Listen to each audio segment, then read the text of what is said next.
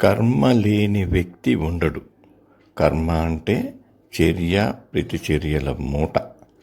ఈ చర్య ప్రతిచర్యలంటే action reaction జరగటానికి వ్యక్తి దగ్గర ఉన్న ఇన్స్ట్రుమెంట్స్ ఏంటంటే బాడీ అండ్ మైండ్. శరీరంలోని అవయవాలతో అనేక పనులు చేస్తూ ఉంటాం. ఆ పనులను చేయమని ప్రేరణ కలిగించేది మనసు.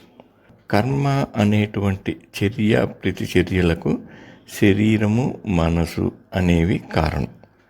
మనసుకి మూలం శరీరం అయితే శరీరానికి మూలం పంచభూతాలు. ఈ 5 ఎలిమెంట్స్కి మూలం ప్రకృతి. ఇలా ప్రకృతికి మనిషికి విడదీయలేని బంధాన్ని ఏర్పరిచినటువంటి ఓ అబ్స్ట్రాక్ట్ ఎనర్జీనే కర్మ అంటారు.